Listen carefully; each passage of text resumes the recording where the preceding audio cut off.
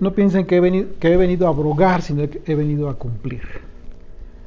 Moisés y los profetas. Entonces, lo que las palabras de Yeshua, toda su enseñanza a través de los 4 evangelios reflejan tanto hacia atrás, hacia el tiempo de Moisés y los profetas, como hacia el tiempo de la enseñanza de los discípulos y hasta los últimos tiempos. Jesucristo es el cumplimiento de toda la profecía. Y si es el cumplimiento de toda la profecía, lo que viene a enseñar Yeshua es precisamente eso. Entonces no podríamos considerar que algún tema, algún aspecto de la palabra de Dios que se hablan en las cartas del Nuevo Testamento se encuentran excluidas de la enseñanza de la Biblia, de la Torah o de los profetas. Yeshua lo contempla, por supuesto. Y ese es el tema en todos los evangelios. En los evangelios, toda la enseñanza de los 4 evangelios es precisamente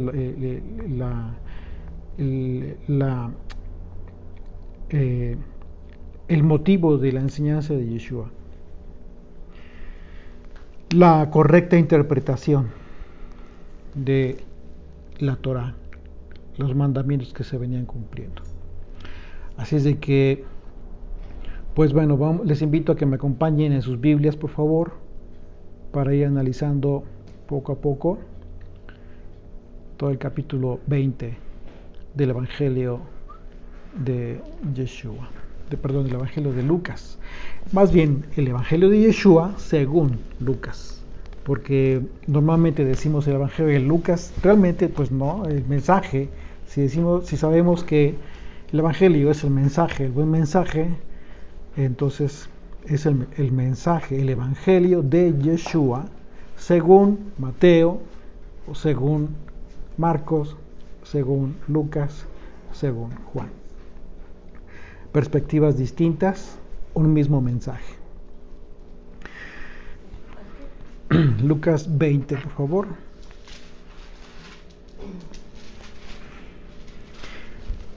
Y voy a leer un poquito antes para tomar contexto, porque fíjense cómo es que Yeshua está hablando acerca del tema, acerca del momento en que llega al templo de Jerusalén y se habla de la purificación, es decir, el momento en que echa a los mercaderes que se encontraban en el templo. Capítulo 19, un poquito atrás, 19, versículo 45, y entrando en el templo comenzó a echar fuera a todos los que vendían y compraban en él, diciéndoles: escrito está, mi casa es casa de oración, mas vosotros la habéis hecho cueva de ladrones. Y bueno, estas palabras de Yeshua, en el versículo 46, cuando habla de cueva de ladrones, es un acontecimiento que sucedió en Silo, precisamente cuando Yeshua advirtió a Judá acerca de lo que sucedería, haciendo una referencia a la carta de divorcio que ya le había dado a Israel, precisamente por todas estas cosas que se llevaban a cabo. Entonces estas palabras de Yeshua no son aisladas, están conectadas con la profecía, están conectadas con un aspecto, un acontecimiento histórico ocurrido precisamente y con fecha anterior. Vamos a Jeremías 7. Por favor, acompáñenme a Jeremías 7, solo para demostrar una vez más que Yeshua no habló de forma aislada. Cada palabra de Yeshua está conectada con toda la Torah, absolutamente. Decir lo contrario es una blasfemia. Decir lo contrario raya en la blasfemia, porque estamos hablando del Hijo de Dios, aquel que vino a expresar la voluntad del Padre. Hay que tener mucho cuidado lo que hablamos en relación a negar que Yeshua pues no habló la Torah. Versículo 5, bueno, vamos a leer desde el versículo 1, por favor. Dice, palabra del Señor que vino a Jeremías diciendo, ponte a la puerta de la casa del Señor y proclama allí esta palabra y di, oíd palabra del Señor todo Judá. ¿A quién le está hablando? Al pueblo de Judá ya para entonces. Los que entráis por estas puertas para adorar al Señor. Así ha dicho el Señor de los ejércitos, Dios de Israel, mejorad vuestros caminos y vuestras obras, y os haré morar en este lugar.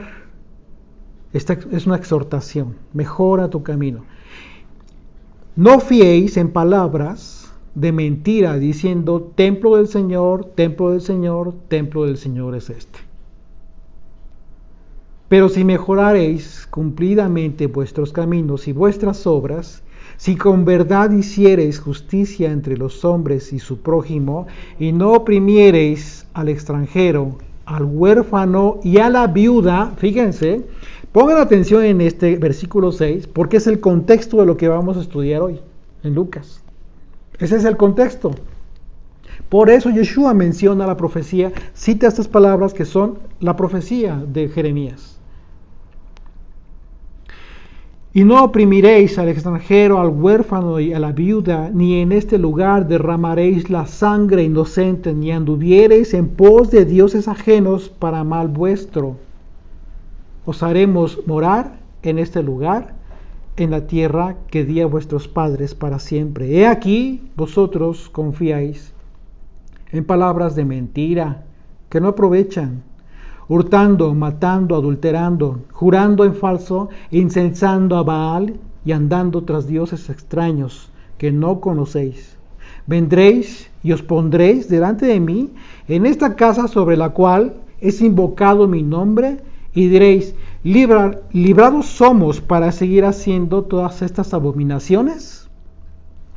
Es cueva de ladrones delante de vuestros ojos esta casa sobre la cual es invocado mi nombre, está preguntando el Señor. He aquí que también yo lo veo, dice el Señor. Andad ahora a mi lugar en Silo. ¿Se acuerdan? Donde hice morar mi nombre al principio, y ved lo que le hice a la maldad de mi pueblo Israel.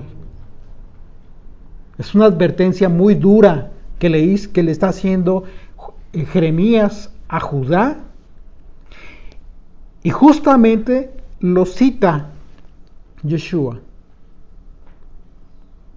Regresemos a Lucas 19 ahí precisamente, verso 46, y dice, diciendo, después de que les tiró todo, lo sacó a los comerciantes que estaban ahí haciendo hurto en el templo, dice, diciéndoles, escrito está, mi casa es casa de oración, mas vosotros la habéis hecho cueva de ladrones. Aquí ya no está preguntando, aquí ya está afirmando, que no entendió Judá, no entendió la advertencia, y enseñaba cada día en el templo, pero los principales sacerdotes, los escribas y los principales del pueblo procuraban matarle, y no hallaban nada que pudieran hacerle, porque todo el pueblo estaba suspenso oyéndole.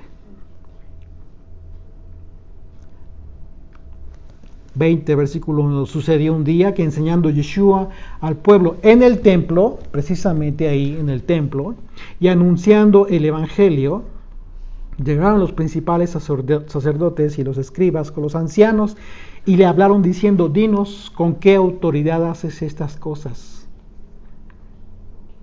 ¿O quién es el que te ha dado esta autoridad? Respondiendo Yeshua les dijo, os haré yo también una pregunta, respondedme. ¿El bautismo de Juan era del cielo o de los hombres?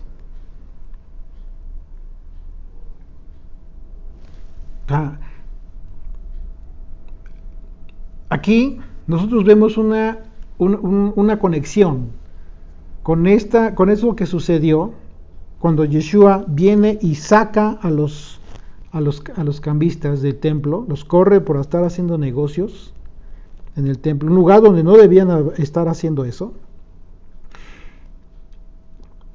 Y en la escritura se describe como una purificación del templo. Está purificando, está limpiando de todo esto, de toda esta suciedad. Y resulta que Yeshua les hace a estos, porque les dice, ¿con qué autoridad corres a nuestros negociantes? ¿No? Yeshua les dice, bueno, yo les voy a hacer otra pregunta.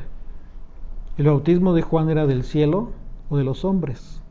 Es decir, ¿qué es bautismo? Purificación, ¿sí? ¿Es del cielo o es de los hombres? Entonces ellos discutían entre sí, diciendo, si decimos del cielo, dirá, ¿por qué pues le creísteis? Y si decimos de los hombres, pues todo el pueblo nos apedreará, porque están persuadidos de que Juan era profeta. Y respondieron que no sabían de dónde fuese.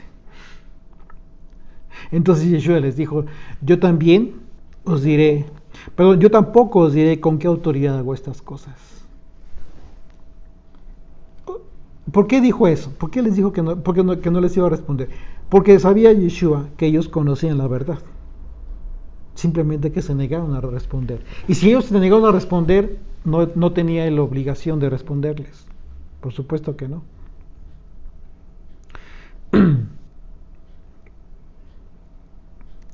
Así es de que en este contexto la conexión que vemos entre la purificación del templo, este acto en el que Yeshua corre a los cambistas, y la purificación de Juan, tiene que ver precisamente con qué. Bueno, con la enseñanza. Aquí es donde nosotros hacemos la conexión que a nosotros nos importa. La doctrina de Yeshua. No es la doctrina de los hombres. Cualquiera, miren, hay algo en lo que se enfrasca la gente que pierde el tiempo, en que pierde el tiempo. Y el consejo que yo les puedo dar, un humilde consejo, si lo quieren recibir, no nos enfrasquemos en lo que dicen unos u otros. Mejor dediquemos el tiempo realmente a lo que dice la Escritura.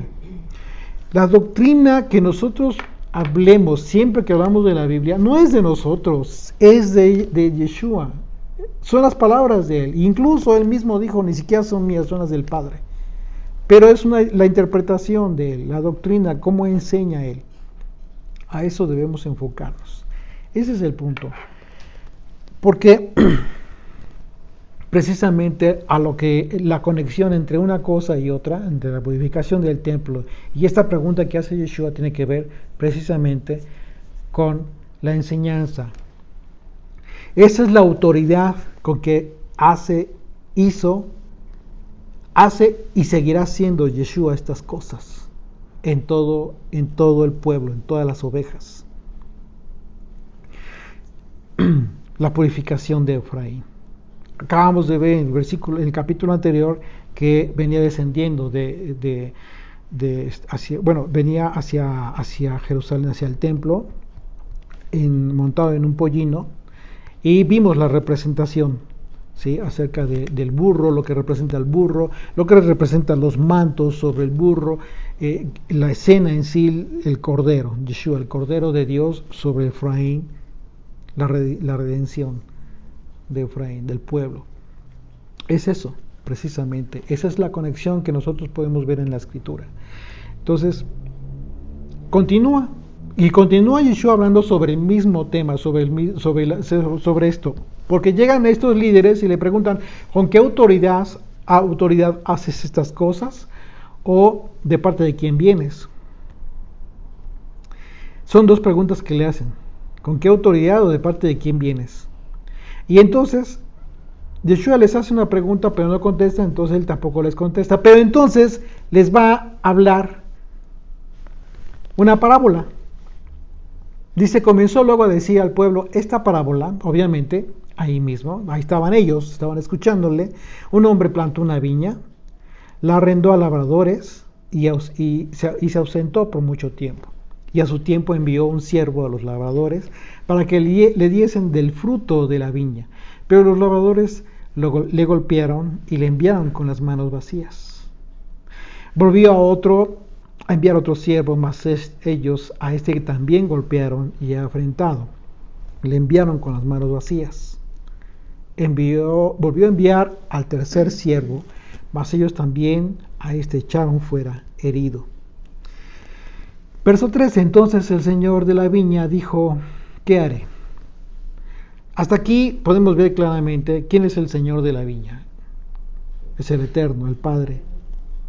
Y la viña es Israel, pero es el Israel de Dios, las ovejas, el pueblo de Dios. Y estos siervos que fueron enviados en 3 ocasiones, ¿quiénes son? Los profetas. ¿Sí? Estamos hablando de que fueron los profetas que fueron enviados en 3 ocasiones y en más ocasiones fueron profetas que a final de cuentas terminaron muertos por los propios líderes. Y bueno, entonces ¿quiénes son estos labradores? ¿Quiénes son los labradores? ¿Quiénes son estos que no entregaron cuentas del fruto de la viña? Es el sistema, ¿no? Religioso. En este momento, estos que llegaron y que le preguntaban con qué autoridad haces estas cosas. Bueno, pues aquí les va a decir, ahorita a continuación, va a exponer con qué autoridad y quién es el que le da la autoridad. Dice, verso 13, entonces el señor de la viña dijo, ¿qué haré? Enviaré a mi hijo amado, a Yeshua, al Mesías. Quizá cuando le vean a él, le tendrán respeto. Mas los labradores al verle discutían entre sí. O sea, una piedra bien directa. Una indirecta muy directa. Discutían entre sí. ¿Qué fue lo que hicieron cuando Yeshua les hizo la pregunta? Dice el versículo 5, entonces ellos discutían entre sí, poniéndose de acuerdo. Lo mismo, se los está diciendo a ellos. Una indirecta muy directa. Mas los labradores, estos líderes de Israel, eran precisamente los labradores. La pregunta es, ¿ya no hay de este tipo de labradores hoy en día? ¿Ya no hay? ¿Será que ya estos labradores ya fueron exterminados? Pues por supuesto que no. Continúa habiendo. Dice, mas los labradores al verle discutían entre sí diciendo, este es el heredero. Por supuesto que supieron quién era. Venid, matémosle, para que la heredad, la viña, sea nuestra.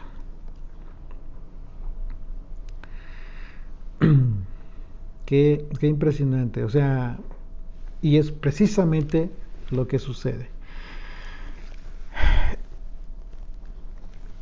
Entonces, los labradores malvados tuvieron como propósito matar al hijo, despreciaron a aquellos siervos que fueron enviados para exhortar y decirles lo que acerca del fruto, pero los labradores simplemente se negaron. Es más, desde un principio tuvieron el plan de quedarse con la viña.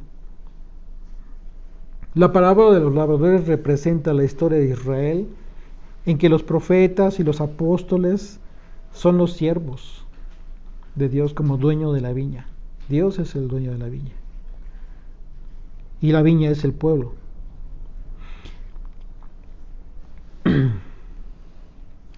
Así es de que estos siervos fueron con este mensaje al pueblo de Israel. Y lo que esperaban eran frutos. Y en sentido del Evangelio, en el contexto del Evangelio, estaban esperando frutos dignos de arrepentimiento. El apóstol Juan, perdón, el profeta Juan el Bautista, él, ¿qué fue lo que proclamó? Esto precisamente. Fue un llamado muy enérgico al arrepentimiento. Arrepentíos y hacéis frutos dignos de arrepentimiento. Sin embargo, lo que sucedió a través de la historia es que los labradores malvados, que representan al liderazgo En aquel entonces al liderazgo de Israel. Hoy en día a cualquier tipo de liderazgo que tenga como propósito, tenga como fin evitar hablar la verdad.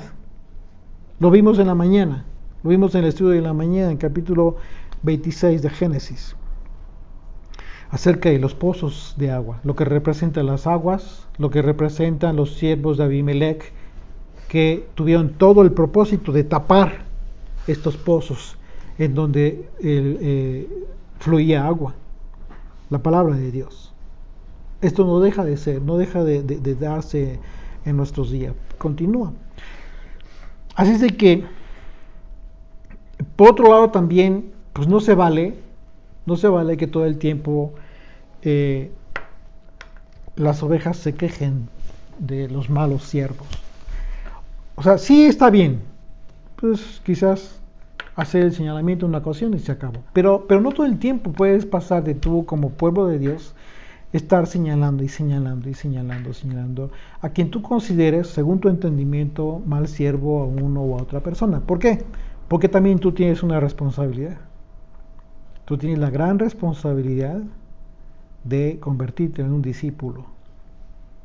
O sea, el hecho de que tú digas, pues ok, fui engañado, y sigas en la misma actitud sin cambiar nada, pues entonces no es correcto tampoco. Tienes que hacer algo, tienes que meterte en la escritura, tienes que dedicarle tiempo a la escritura. El problema es que cuando las personas están muy enfrascadas en el trabajo y por mucho tiempo o durante la semana, simple y sencillamente no hay tiempo, no les queda tiempo más que para llegar a descansar a casa. La pregunta es, ¿en qué momento realmente le dedicaste o qué tiempo de calidad le dedicaste al tiempo de la Biblia en tu casa? Y hablo a título personal, o sea, que de cada quien, ¿no? Pues simple y sencillamente no le dedicas tiempo y lo único que haces es esperar el sábado para ver qué te van a dar. Créeme, eso no es correcto, eso no está bien. Porque lo único que estás haciendo es depender de lo que te den. Y si todavía continúas en la actitud religiosa de decir, no, sí, aquí la verdad y aquí estamos salvos y los demás están perdidos, pues entonces haz de cuenta que no saliste de la católica o de donde sea, porque la iglesia católica considera así. Cualquiera que no profese la religión católica está en el infierno. Pues es lo mismo. De nada sirve que critique la gente de la iglesia católica si la actitud religiosa, porque es eso, la religión es una actitud. Sigue contigo. Entonces dejemos de criticar o de juzgar a gente que a final de cuentas tendrá sus motivos para estar en lo cierto o para estar equivocados. A final de cuentas todo lo permite Dios también. Y entonces comencemos a cambiar nosotros mismos el chip. Comencemos a tener una actitud responsable hacia nosotros. A ver, ok, hasta hoy solamente en Shabbat me dedico no a estudiar, porque realmente no estudias, sino, pues si no estudias durante la semana, vas a poder a ver qué recibes, a ver de qué te alimentas un poco. Pero quizás ya sea el tiempo de cambiar un poquito eso. Y quizás ya haya llegado el tiempo de ponerle un poquito más de tiempo al estudio serio y responsable. No solamente dedicarse a confirmar lo que estás escuchando. Mira, es bueno que escuches, pero como lo dice la propia escritura, retén lo bueno. Pero para que tú retengas lo bueno, pues volvemos a la misma. ¿Cómo vas a saber lo que es bueno, lo que es correcto, lo que está, en qué es lo que no te sirve? Cambiando el chip, tienes que llegar al punto en que ya no vas a empezar a señalar, ya no vas a seguir señalando quién se equivoca o quién está mal. Eso es retrógrada y eso no es digno de un hijo de Dios. Eso no es correcto. Dejemos de estar señalando a las personas y entonces comencemos a adoptar una actitud responsable hacia nosotros mismos. Y esto implica tiempo de calidad en el estudio de la Biblia. ¿Cuánto tiempo tienes al día en donde que le dedicas quizás a ver tu comedia favorita, tu telenovela, tus programas de chistes? Hay que madurar en ese sentido. Y entonces dedica ese tiempo para el estudio de la Biblia, para analizar, para leer mucha información que tú puedes, a la que tú tienes acceso, y filtra de acuerdo a tu entendimiento, al discernimiento que el Señor te dé, y entonces tú mismo edifica, que sea el Espíritu de Dios quien te esté edificando a través de tu propio discernimiento. Y esto es lo que estaba sucediendo en aquel entonces también. El asunto es que estos líderes se sentían dueños de la verdad. Y le preguntan a Yeshua, ¿y tú con qué autoridad haces esto? En otras palabras le estaban diciendo al Señor, ¿quién dice, o sea, quién te dijo que tú puedes enseñar? Hacer esto, enseñar, porque estaba enseñando en el templo. ¿Con qué autoridad estás enseñando? ¿Quién te dijo que puedes enseñar? ¿Quién es tu cobertura? ¿O quién es tu cobertura? También. Sí, de verdad, y eso lo vemos diario, todavía. Ya pasaron 2000 años y bueno, el asunto es que es necesario comenzar a madurar y y bueno, el madurar pues no lo vamos a obtener a través de la crítica o del juicio hacia otras personas. Eso, en el peor de los casos, nos convierte en nuestros propios jueces. A nosotros mismos nos estamos perjudicando.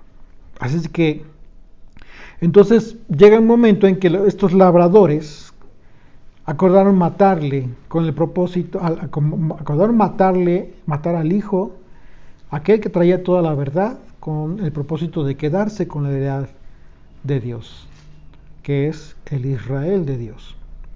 Y en ese sentido lo que Yeshua expresó fue que el liderazgo de Israel estaba haciendo la labor en favor de Satanás. O sea, Satanás quiso ser como Dios, ser el único que quedarse con la viña, quedarse con este fruto hermoso, este fruto precioso, el pueblo de Dios. Así es de que bueno. Verso 14. Mas los labradores al verle discutían entre sí, diciendo, este es el heredero, venid, matémosle para que la heredad sea nuestra. Y le echaron fuera de la viña y le mataron. Entonces, a Yeshua recordemos que, ¿dónde lo mataron? A las afueras de Jerusalén. A las afueras de Jerusalén. Dice, ¿qué pues les hará el Señor de la viña? Sigue en la misma parábola el Señor. Y pregunta, ¿qué pues les hará el Señor de la viña a estos que le mataron? Vendrá y destruirá a estos labradores y dará su viña a otros. Cuando ellos oyeron esto, dijeron, Dios nos libre. Pero él mirándolos dijo, ¿qué pues es el que está? ¿Qué? Pues lo que está escrito es lo que está escrito. La piedra que desecharon los edificadores ha venido a ser cabeza del ángulo.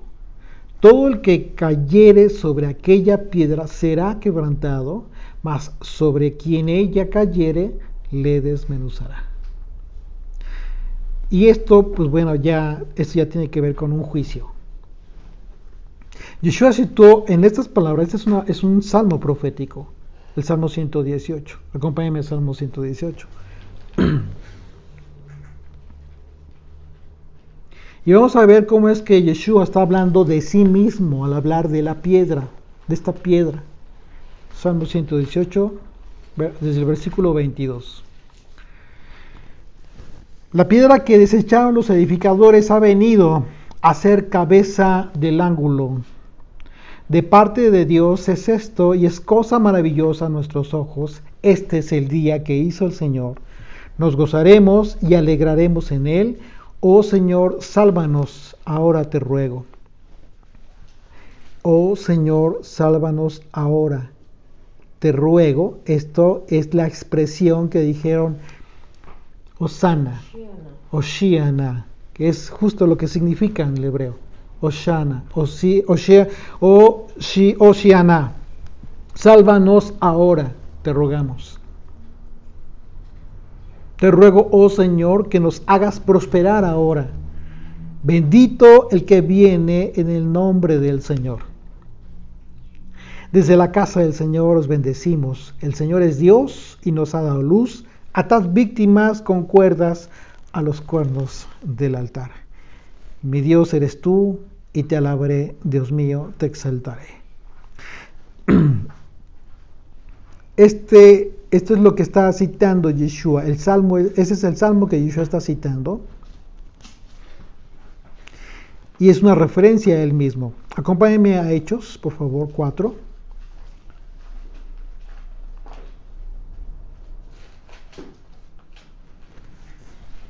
A partir del versículo 8. ¿Sí? Del 8 al 12 dice: entonces Pedro, lleno del Espíritu Santo, les dijo: gobernantes del pueblo y ancianos de Israel, puesto que hoy se nos interroga acerca del beneficio hecho a un hombre enfermo, ¿de qué manera éste haya sido sanado?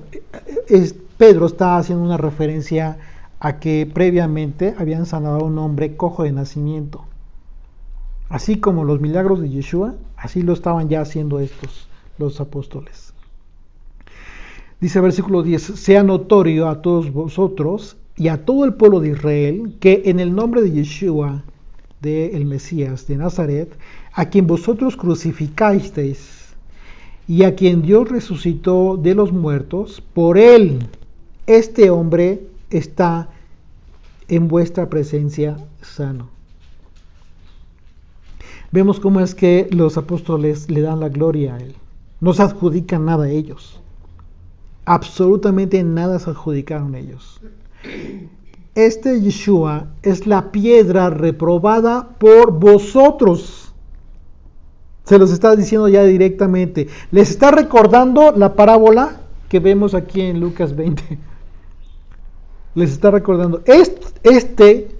Este Yeshua es la piedra reprobada por vosotros, los edificadores. ¿Por qué edificadores? Porque tenían el propósito de edificar el tabernáculo caído de David con estas piedras vivas, el pueblo. Ya desde entonces, de la profecía de Amós, estamos viendo cómo Dios está advirtiendo de la destrucción del templo, que ya el templo iba a dejar de cumplir con su propósito divino.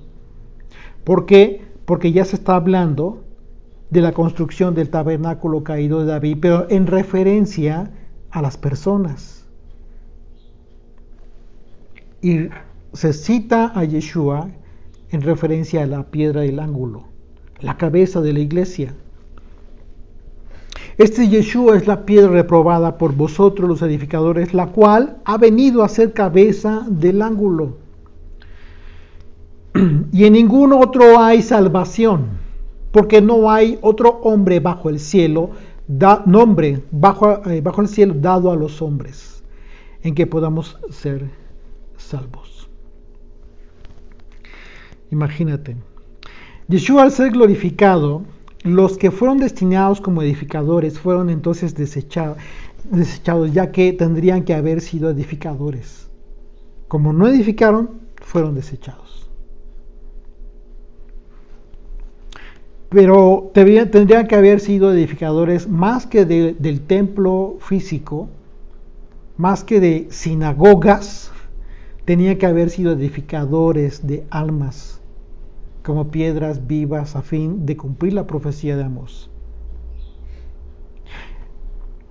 Si desde la profecía de Amós, repito, Dios está anunciando la edificación, la necesidad, la profecía está hablando del momento en que iba a ser edificado el tabernáculo caído de David. A pesar de que ahí estaba el templo, entonces, ¿qué te está diciendo?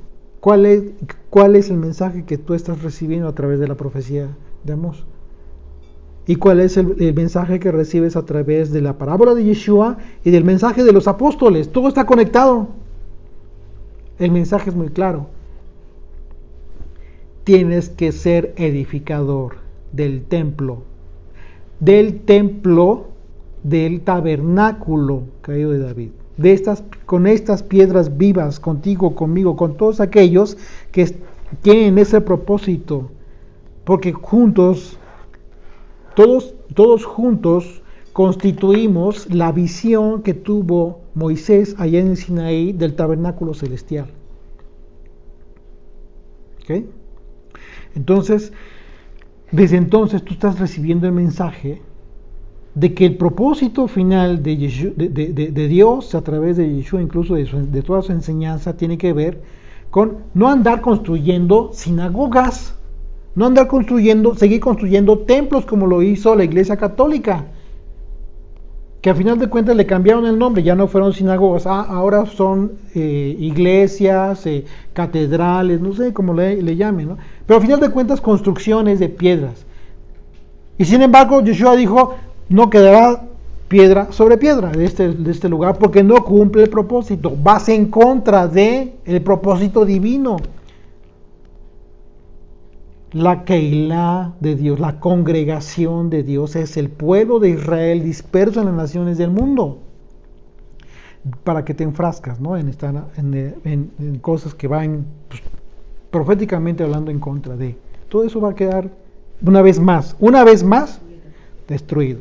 No quedará piedra sobre piedra. Primera de Pedro, por favor, acompáñenme. Primera de Pedro 2, 6 al 8.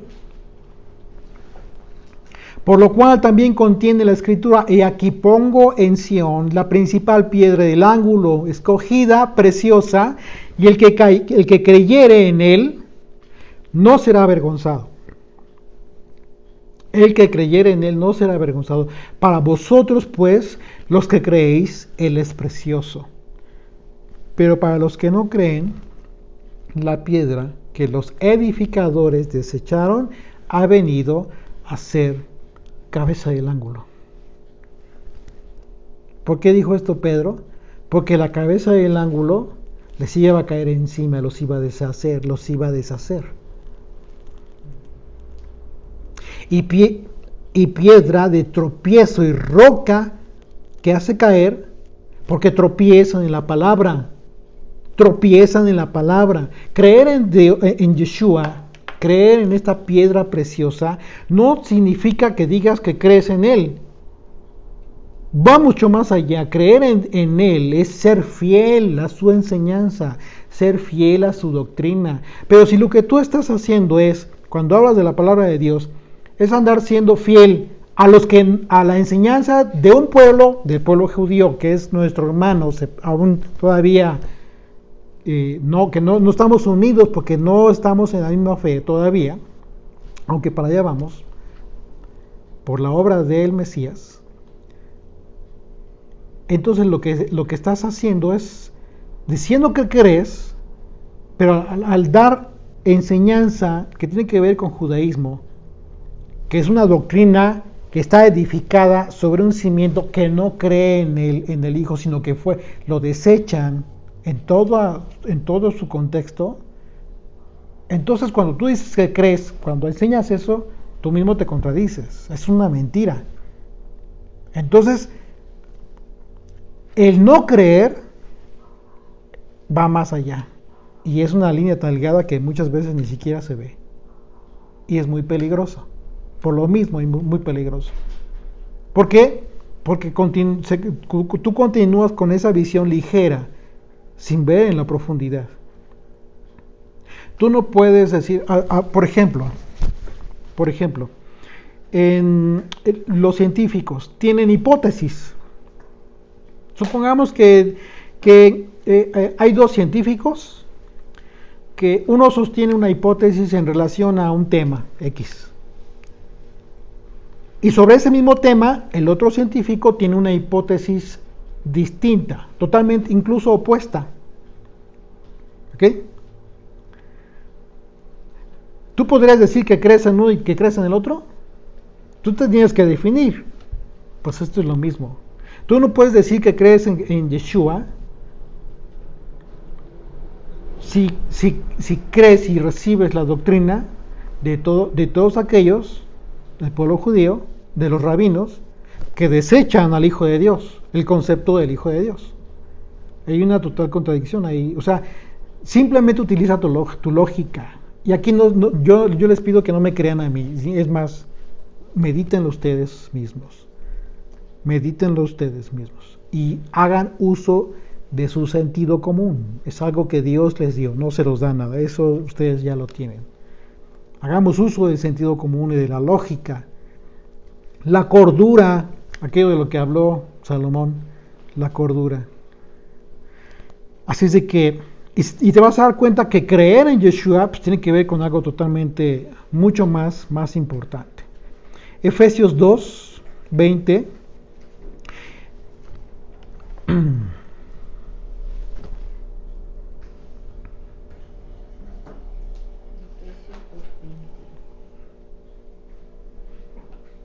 Desde el 18, porque por medio de él, los unos y los otros tenemos entrada por un mismo espíritu al Padre, así que ya no sois extranjeros ni advenedizos, sino conciudadanos de los santos y miembros de la familia de Dios, edificados, aquí va, edificados, construidos desde los cimientos, desde tus cimientos de tu fe, sobre el fundamento de los apóstoles y profetas, siendo la principal piedra del ángulo Jesucristo mismo,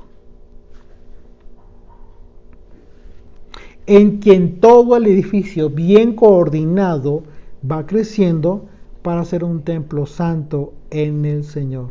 Un templo santo. ¿De qué está hablando? ¿De construcción física? Te está hablando de ti, de mí, de todos nosotros.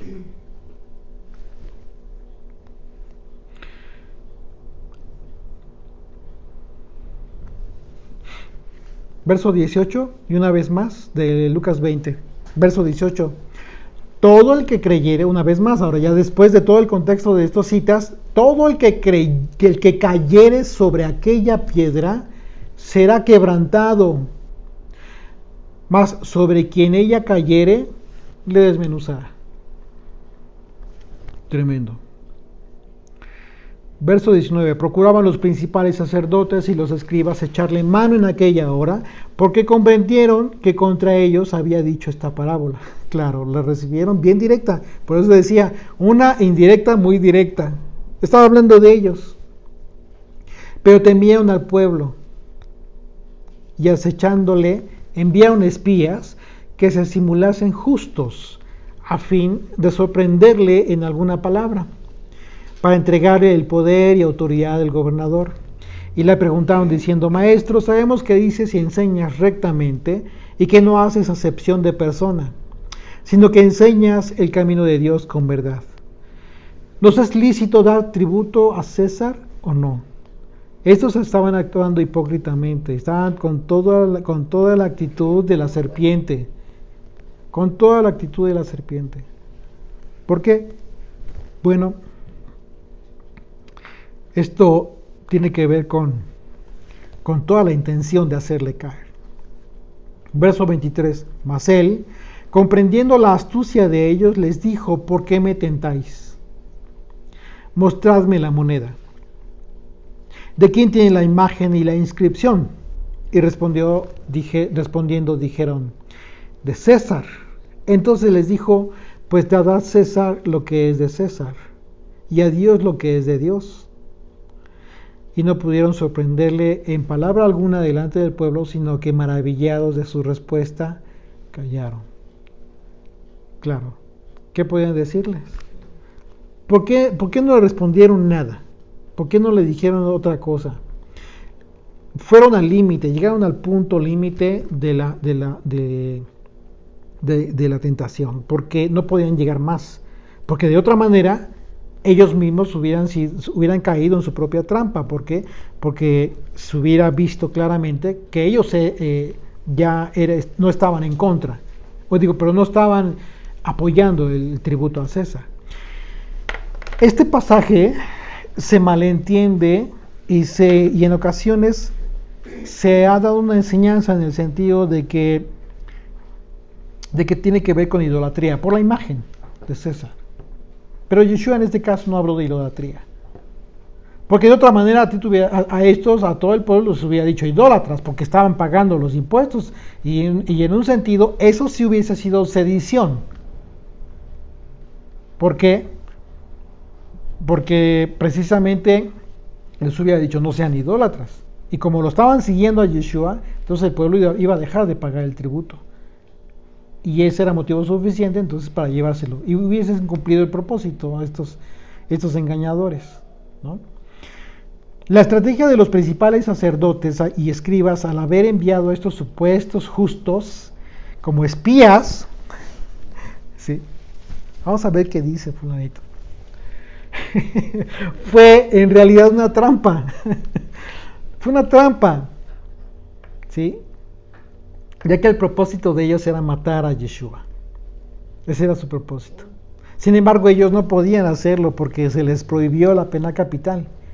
De manera que la idea fue que Yeshua dijera que no se debía pagar el tributo. Esa era la idea de ellos. Que dijeran, no se debe pagar el tributo a César, para que entonces se le acusara por el delito de sedición en contra de Roma. Y entonces sí, o sea, un delito penal en contra del imperio.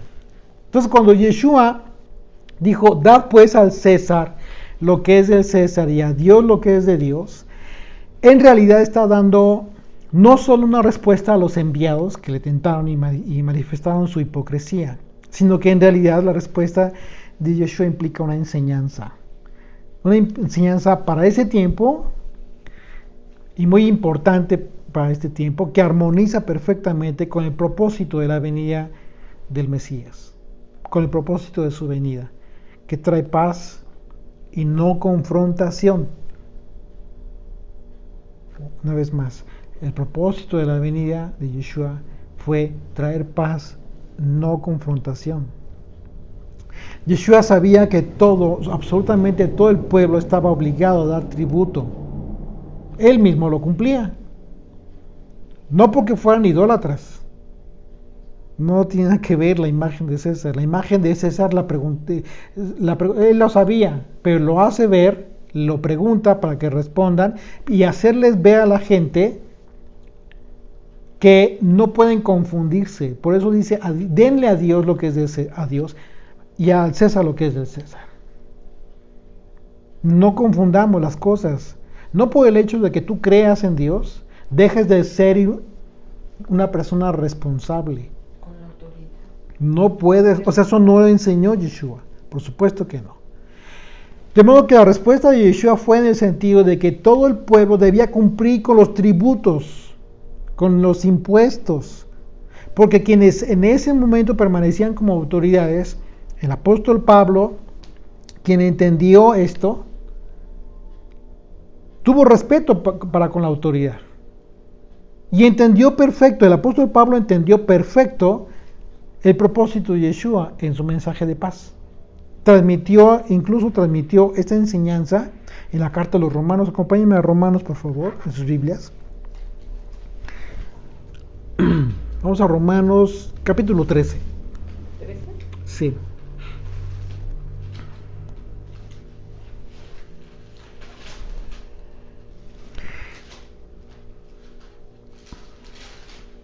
Desde el verso 1, dice, sométase toda persona a las autoridades superiores. ¿Cómo? Claro. Y en esto no solamente, aquí en Lucas estamos hablando de los impuestos. La pregunta que le hicieron a Yeshua fue acerca del tributo, de los impuestos. Pero esta enseñanza de Pablo abarca todos los aspectos, cualquier aspecto. Por ejemplo, el tema de los matrimonios, por ejemplo, hoy en día, Mucha gente que anda en las llamadas raíces hebreas, pues se casan por la jupá y todo la ceremonia religiosa, que es muy bonita y tiene simbolismos muy hermosos, pero ya hasta ahí lo dejan. Nunca fueron con el juez civil.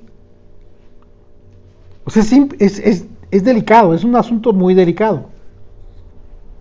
Porque un matrimonio pues genera consecuencias civiles. Se los dice un abogado. Un matrimonio genera consecuencias civiles. Y como tal, matrimonio debe ser inscrito, registrado en el registro civil de la autoridad, de la comunidad, de la ciudad donde tú te encuentres. Ve y cásate por el civil. De hecho, eso es lo más importante. Eso sí es muy importante. ¿Por qué? Porque en el peor de los casos puedes estar sujeto a sanciones por el incumplimiento de la ley. Porque simple y sencillamente un matrimonio genera hijos, ¿no? Pues bueno, ahí está, ahí empieza. Las obligaciones mayúsculas. Por alguna razón, el matrimonio está regulado en la sociedad, está regulado, y muchas de esas leyes tienen el propósito de proteger, de cuidar a la familia, a los hijos, a la esposa, etcétera. Pues hay derechos y obligaciones que hay que cumplir. Es todo un sistema legal que hay que respetar. Así es de que Pablo, fíjense lo que está diciendo, y esto en este caso, en relación al tributo, al pago de impuestos. Mucha gente se niega, dice, no, pues voy a hacer esto, pues me voy a meter a construir aquí, allá, pues que necesitas sacar licencia, no importa, yo voy a construir así. Y al rato llega la autoridad y te clausuran la obra. Y después le pides a Dios, Señor, vamos a orar para que el Señor nos ayude. ¿Cómo le pides a Dios que te ayude cuando tú mismo estás transgrediendo la ley de tu localidad, de la ciudad donde vives? Tú estás transgrediendo la Torá. ¿Por qué estás transgrediendo la Torá? Porque estás siendo irrespetuoso con la autoridad civil de donde te encuentras. Sí. Ok, hay padres que les enseñan a sus hijos a no hacer el servicio militar porque lo hacen en sábado. Bueno, eso es un gran error, y eso es una pregunta que me han hecho muy seguido algunas personitas. Les digo, y bueno, en su momento se los he comentado, se los he aclarado. La pregunta es, ¿ustedes no creen ustedes que Dios sabía de antemano que tú y yo nos encontraríamos en la dispersión, sometidos a autoridades gubernamentales que no conocen, que no guardan el Shabbat, que no conocen nada de esto, que simple y sencillamente son autoridades seculares? Pues por supuesto que el Señor lo sabe. Pero tú no puedes enseñarle a tus hijos a que transgredan una responsabilidad civil. Por ejemplo, aquí en México, el servicio militar es obligatorio para todo varón a partir de los 18 años. Por supuesto que lo tienen que cumplir. Y bueno, erróneamente pudiera ser que se aconseja a no hacerlo porque es en Shabbat. Bueno, el hecho de que tú cumplas con una ley civil por respeto a la autoridad del lugar donde te encuentras, tú no estás transgrediendo por un beneficio, por un placer propio, sino que en un momento dado tu hijo va a encontrarse cumpliendo con una responsabilidad civil, y eso el Señor por supuesto que lo tiene contemplado. Por supuesto que lo tiene contemplado. Así es de que, bueno, no podemos suplir por aspectos religiosos, ¿sí? sin tener conciencia, el hecho de andar faltando a la autoridad. Si nos decimos hijos de Dios, tenemos que ser respetuosos con la autoridad en todos los sentidos, en todos los aspectos. en todos los aspectos. Hay que ver si estamos en orden con los impuestos, con el pago de nuestros impuestos. Hay que ver si necesitas, por ejemplo, en tu casa hacer una obra, no sé, y sabes de antemano que requieres de pedir o solicitar un permiso a obras públicas, pues y tramítalo, o sea, como debe ser normal. No te metas en problemas y no trates de evadir la autoridad, porque entonces, pues bueno, eso no es honesto. Y Pablo lo entendió. Pablo lo enseña de manera muy general, dice, sométase toda persona a las autoridades superiores. ¿Y qué significa someterse? Estar bajo el dominio de la autoridad superior. Y está hablando no de autoridades religiosas, ahorita te vas a dar cuenta. Esto, por supuesto que en un momento dado, en este tiempo, en el tiempo del apóstol Pablo, se encontraba el templo. En ese momento pudo haberse también referido, también aplica eso para las autoridades del templo. Pero te vas a dar cuenta cómo va más allá del aspecto religioso. Fíjate. Dice, sométase toda persona a las autoridades superiores, porque no hay autoridad sino de parte de Dios, y las que hay por Dios han sido establecidas. De modo que quien se opone a la autoridad, a lo establecido por Dios, resiste. Y a los que resisten acarrean condenación para sí mismos. Porque los magistrados, ¿sí?, no están para infundir temor al que hace el bien, sino al malo. Aquí se está refiriendo cuando dice magistrados, a gobernantes, literalmente. No habla de los líderes del Sanedrín, está hablando de los gobernantes. Porque los magistrados no están para infundir temor al que hace el bien, pues claro, sino al malo. ¿Quieres pues no temer la autoridad? Haz lo bueno y tendrás alabanza de ella. Tendrás respeto de ella. Te va a respetar la autoridad si estás en bien, si estás en orden. Porque es servidor de Dios para tu bien. Fíjate qué importante es esto.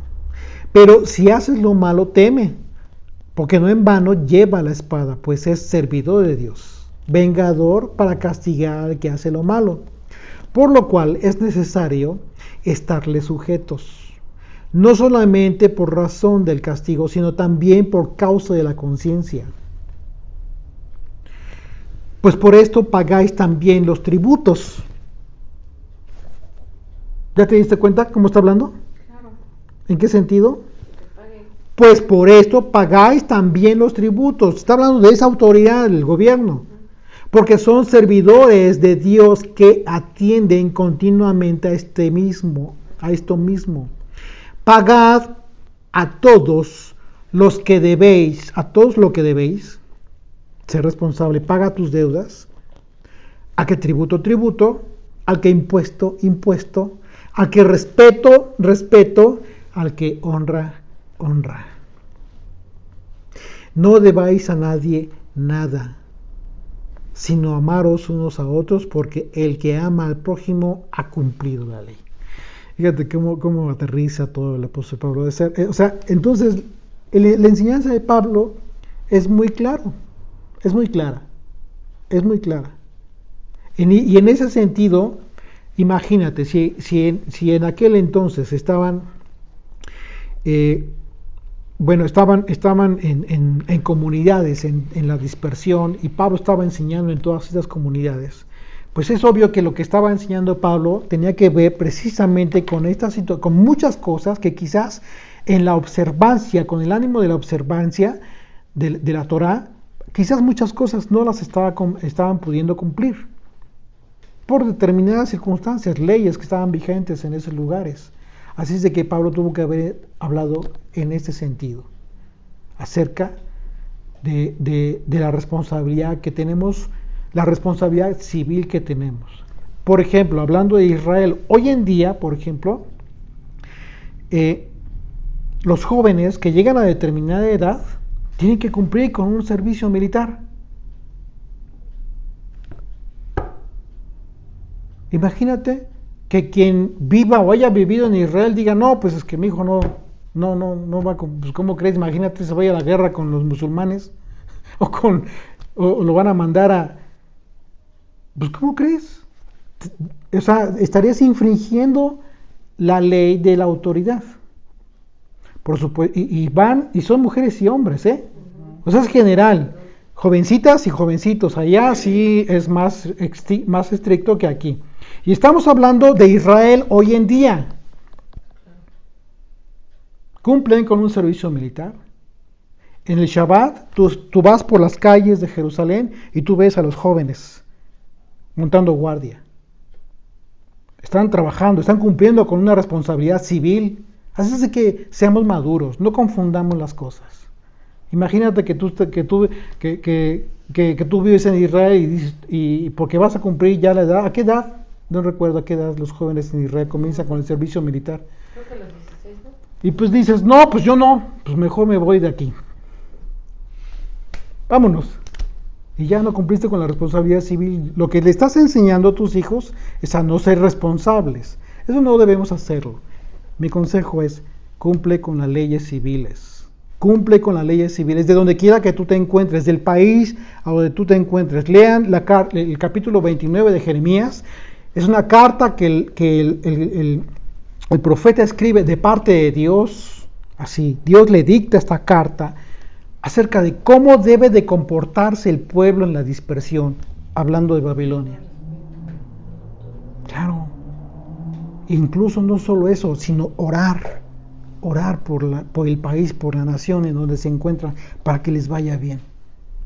Hay que madurar mucho todos estos detalles, todos estos aspectos, que, bueno, en ocasiones, quizás, si en algún momento los entendimos de una forma diferente, siempre hay un momento en que tengamos la oportunidad de comenzar a madurar ciertos aspectos. Así es de que, bueno, mis hijos ya rebasaron esa edad, 2. Se cumplieron. Pero falta Abraham. Uh-huh. Así es de que se va al militar. Bueno, así es de que es hermoso entender la escritura en un contexto muy, muy aterrizado, ¿no? Y sobre todo en las circunstancias en las que vivimos hoy en día. Verso 27 de Lucas 20, regresamos a Lucas, por favor. Llegando entonces algunos de los saduceos, los cuales niegan haber resurrección, le preguntaron, diciendo, Maestro, Moisés nos escribió, si el hermano de alguno muriere teniendo mujer y no dejare hijos, que su hermano se case con ella y levante descendencia a su hermano. Ok, esto efectivamente es un mandamiento que vemos en la Torah. Así es, ¿sí? Esto lo vemos en Deuteronomio capítulo 25. Ustedes pueden leer capítulo 25 de Deuteronomio y se van a dar cuenta de este mandamiento que están describiendo estos hombres. Verso 29, hubo pues 7 hermanos y el primero tomó a la esposa y murió sin hijos. Y la tomó el segundo, el cual también murió sin hijos. La tomó el tercero y así todos los 7. Oye, pues imagínate, pobre mujer, ¿no? Pero bueno, el ejemplo que pusieron fue muy drástico. Y murieron sin dejar descendencia. Verso 32. Finalmente murió también la mujer. Bueno, en la resurrección, pues, ¿de cuál de ellos será mujer?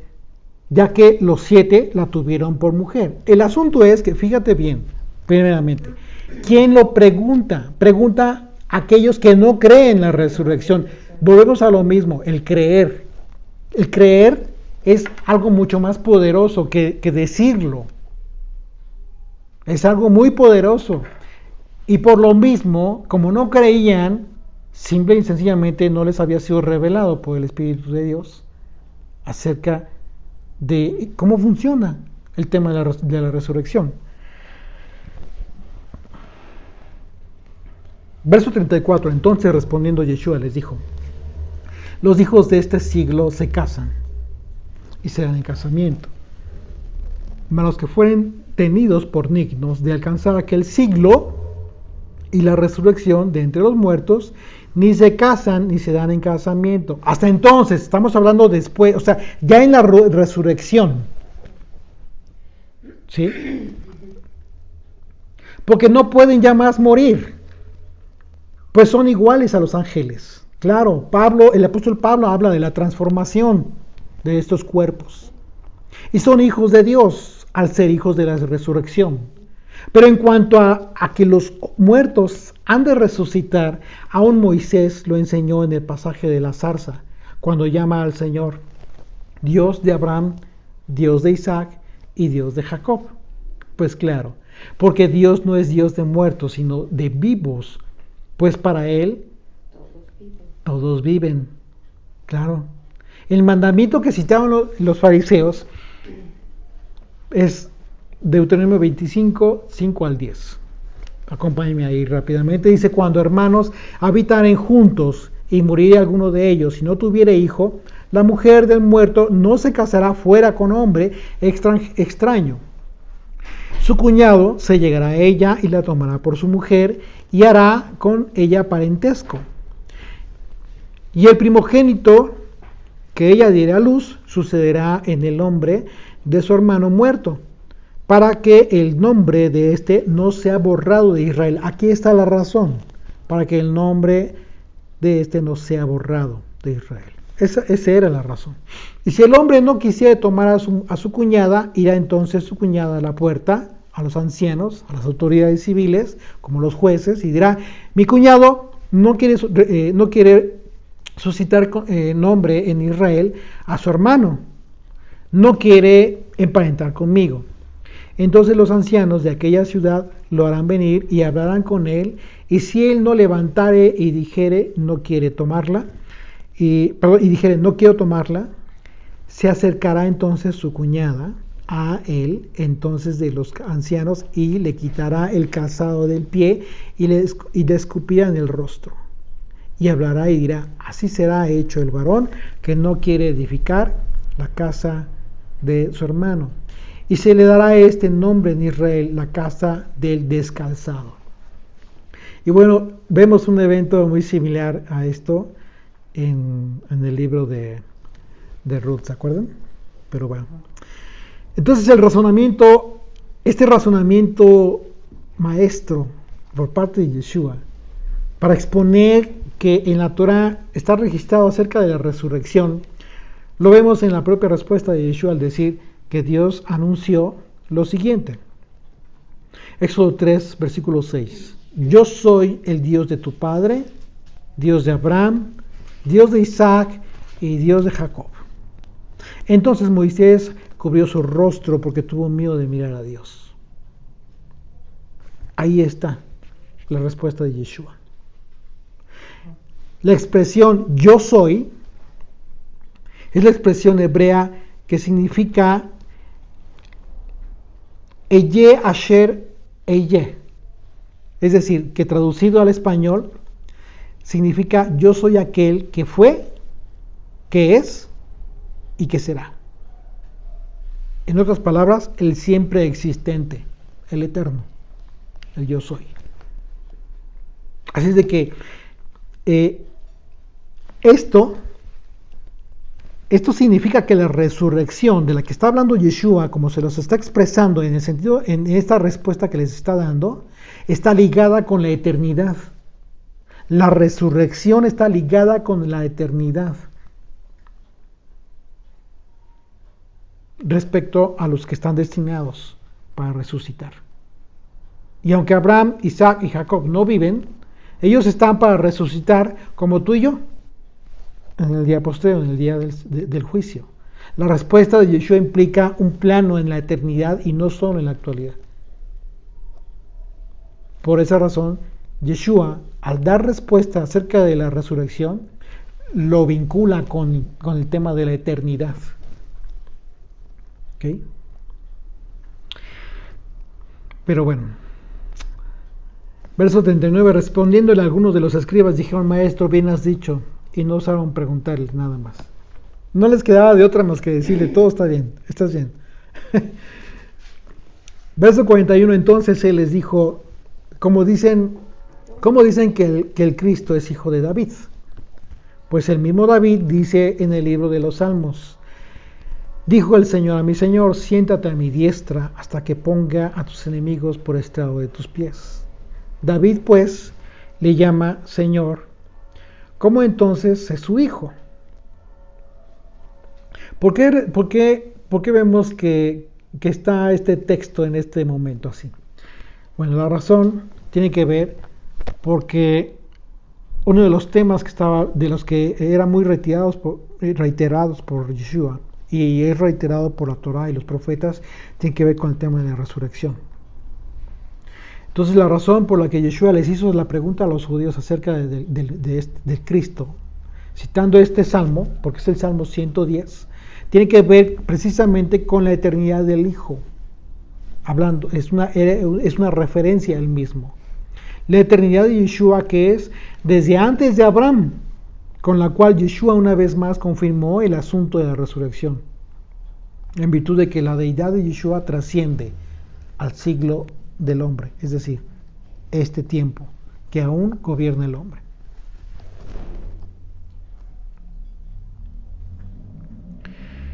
Verso 45, y oyéndole todo el pueblo dijo a sus discípulos: guardaos de los escribas que gustan de andar con ropas largas y aman las salutaciones en las plazas y las primeras sillas en las sinagogas y los primeros asientos en las cenas, que devoran las casas de las viudas y por pretexto hacen largas oraciones. Estos recibirán mayor condenación. ¿Te das cuenta cómo no deja de hablar del tema de los dineros, Yeshua?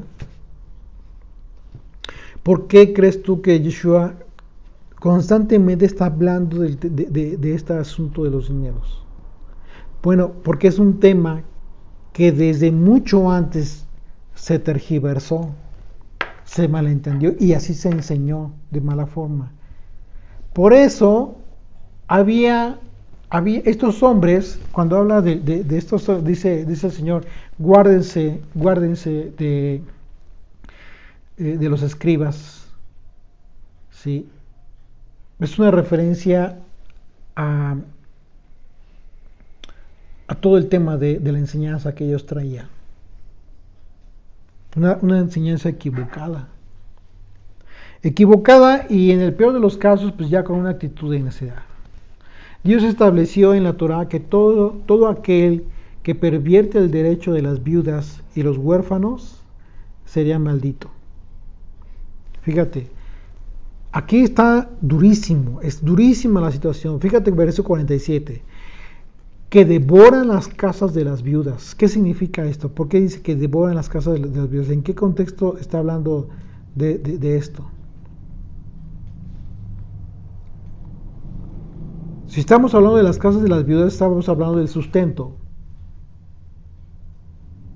Dice, devoran las casas de las viudas y por pretexto hacen largas oraciones. ¿Cuál era el motivo? ¿Cuál era el móvil para obtener más riqueza de estos hombres? Dice Yeshua, hacen largas oraciones. La oración tiene que ver con un aspecto espiritual. Dicen que se está deteniendo. A mí también. Bueno, pues no, yo tengo... Ahorita fue eso, ese problema. Ok, yo creo que es del internet. Ya vamos a terminar.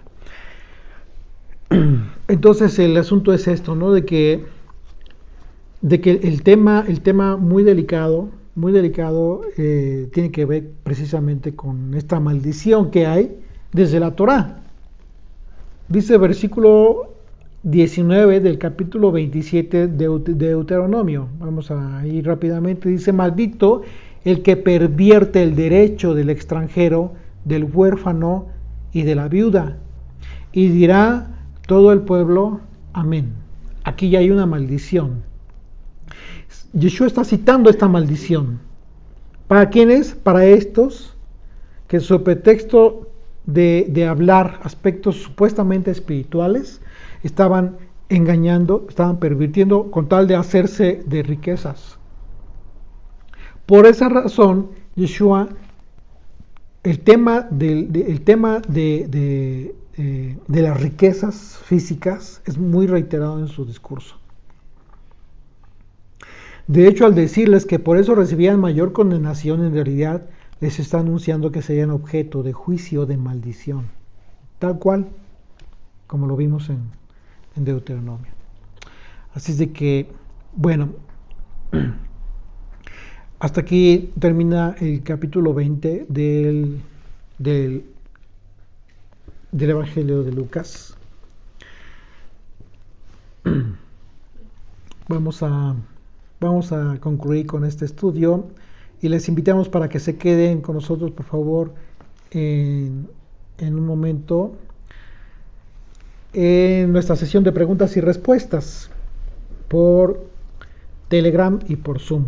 Para todos aquellos que quieran participar con sus respuestas en las preguntas que tenemos por ahí, pues bueno, va a ser un placer que nos acompañen y que compartamos el pan de esta misma manera. Vamos a terminar con una oración, por favor. ¿Sí? Bendito Rey, gracias te damos, papito, por esta enseñanza que nos das, Yeshua. Gracias por ser tan bueno, Señor, y generoso, y mostrarnos tus mandamientos, Señor, el sentido y la esencia de tus mandamientos. Gracias, Padre eterno, porque has abierto ese pozo de agua, Señor, para nosotros. Y nos has mostrado que ahora tenemos que ser gente responsable, Padre, que tenemos que cumplir también con la autoridad que nos gobierna en cada país de los que estamos reunidos, mi Dios. Que tenemos que ser responsables al enseñarles a nuestros hijos a también cumplir, Padre. Gracias por las enseñanzas que tuvimos, y gracias porque eres un Dios de vivos y no de muertos, Señor, porque esa es nuestra esperanza, Padre. El tener el reino venidero, el tener vida eterna en ti, Señor. Sí, Señor. Gracias te damos, papito, por eso. Te bendecimos y te pido que acompañes a todas las personas que nos acompañan en este estudio. En la semana, Señor, que nos guardes y nos bendigas, y esperamos con ansia, Señor, el próximo Shabbat. Te anhelamos en nuestra vida, Señor, en el nombre y por los méritos de Yeshua. Amén. Amén. Amén.